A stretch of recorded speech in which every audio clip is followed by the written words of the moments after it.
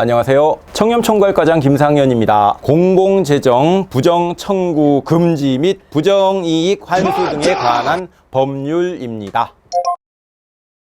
이 법 누가 만든 겁니까? 국민이 만들었죠. 정부 입법이죠. 조금 길 수는 있는데요. 아주 간단하게 생각하시면 됩니다. 부정수급은 절대 안 돼. 지급된 부정금액은 확 환수한다. 이런 의미를 가지시면 어떨까요?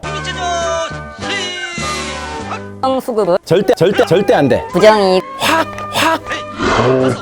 부정 청구가 발생한 경우에는 해당 공공기관이 민사상 부당이득 반환 소송을 통해서만 이제 환수가 가능했습니다. 공공재정 지급금의 부정 청구에 대해서 정부가 부정행위에 효과적으로 대응하는 것이 매우 어려웠고요.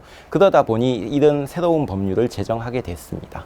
공공재정지급금은요, 보조금, 보상금, 출연금, 그리고 그 밖에 상당한 반대급부를 받지 아니하고 정부나 청년수당이라고 불리는 청년구직활동지원금이라든지 취업지원금, 국가장학금, 어린이집이라든지 유치원에 대한 보조금 같은 것들이 모두 이에 해당이 된다고 할 수 있습니다. 요게 이제 그건데 예, 역시 우리 법에서는 세 가지 나쁜 행동의 유형을 규정을 했습니다. 허위 청구, 과다 청구, 목적의 사용이 그것인데요. 요양센터 대표가요, 서류를 조작해서 그 서비스를 제공하는 것처럼 등록을 하고 관련된 서비스 비용을 청구해서 받은 경우, 물품을 100만 원어치만 구입을 하셔놓고는 서류를 조작을 해서 200만 원어치를 구입을 했다고 하시고 100만 원의 차익을 과다해서 추가적으로 이제 청구한 경우, 모 유아교육기관에서요, 사실상 이 보조금을 그러한 교육적인 용도에 쓰신 게 아니고 가정생활에 필요한 뭐 장을 보신다든지 가방이라든지 이런 장신구 같은 거를 구입하시는데 사용하는 경우가 대표적인 사례라고 하겠습니다.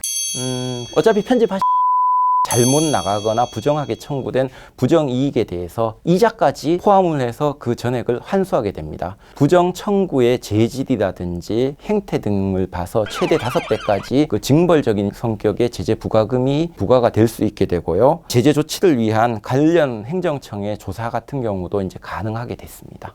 아마 부정 청구를 밥 먹듯이 하시고 계신 분들 같은 경우에는 이 법이 제정되면 밤잠을 이루시기가 힘들지 않을까라고 생각이 됩니다. 법에서 기초생활보장급여라든지 장애수당, 장애연금, 그리고 보훈연금 등과 같이 사회적 약자에 대한 지원금에 대해서는 잘못 지급되거나 부정 청구된 원금에 대해서만 환수를 하고 5배의 제재 부과금은 부과를 하지 않도록 규정을 하고 있습니다. 부정수급은 절대 안 돼. 부정이익